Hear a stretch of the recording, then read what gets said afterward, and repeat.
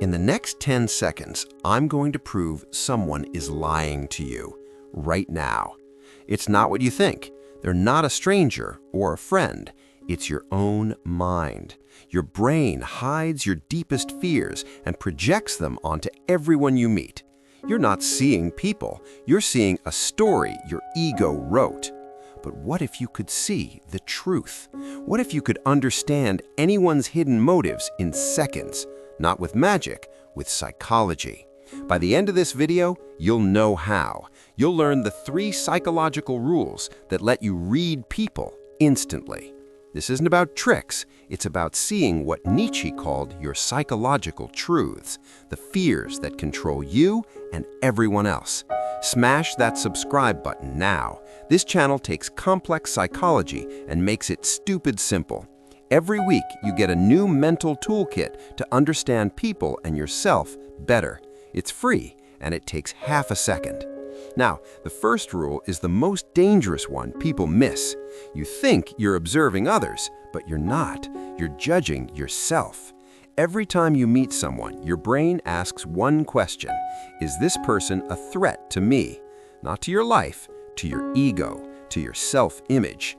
That quiet coworker, you think they're judging you. That confident friend, you feel they're superior. But that's not them.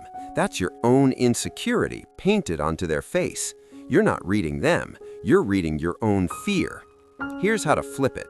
The instant you feel a strong judgment, like they're arrogant or they're boring, stop. Ask yourself, what part of me feels threatened right now? That feeling is your key. It's the first truth. You've just found a hidden piece of your own psychology, and now you can see them clearly. Which leads to the second rule, the one that reveals what people truly want from you in any conversation. Every human conversation is a trade. People are either seeking a dopamine hit or avoiding pain. Your friend bragging isn't just sharing news, they're seeking validation, a chemical reward for their ego.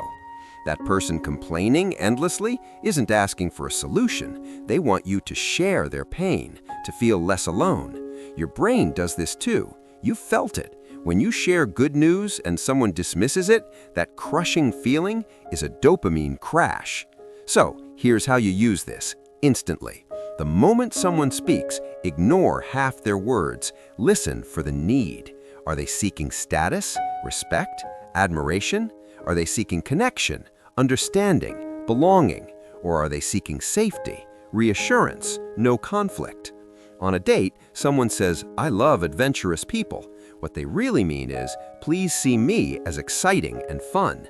In a job interview, "I'm a hard worker," really means, "Please give me security and value." When a parent says, "You never call," they're really saying, "I feel disconnected and I need love." You decode the need, you speak to the need, and you connect on a level most people never see. But there's a trap here, a big one. You can't just give people what they want. If someone seeks validation for a bad habit, agreeing traps you both. Nietzsche called this becoming a mirror. You lose your own shape. This is the psychological tightrope. See their need, understand it, but don't be consumed by it. And that brings us to the final rule, the most powerful one, the one that changes everything. Stop reading people, start observing them. Reading implies you're decoding someone to get a reward. If I know what you want, I can control you. That's ego. That's fear. Observing is different. It's calm. It's curious. It has no demand. Here's how you practice it today. In your next conversation, play this game in your head. I am a psychologist from 100 years in the future studying human behavior. Your goal isn't to respond. Your goal is to notice.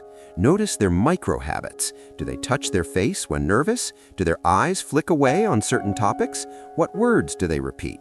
This does 2 powerful things to your brain. First, it shuts off your ego. You're not involved. You're studying. Fear disappears. Second, you start seeing patterns. You notice the anxious person always defends themselves before being attacked. You notice the confident person constantly seeks tiny nods of agreement. You're no longer reacting. You're seeing their psychological truth, the core fear driving their behavior. And when you see that, you have a choice. You can play the role they need, or you can gently help them see their own script. That's real power. That's real connection. So, let's review. Your first judgment is a mirror. Find the part of you that feels threatened. Listen for the dopamine need behind the words, status, connection, or safety. And stop reading people, start observing them.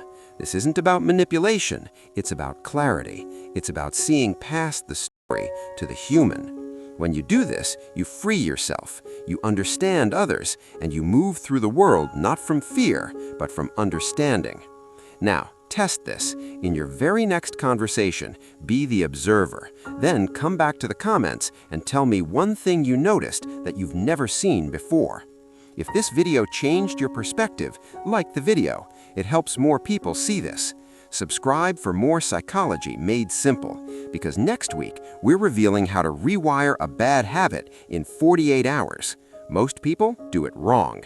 You won't. See you next time.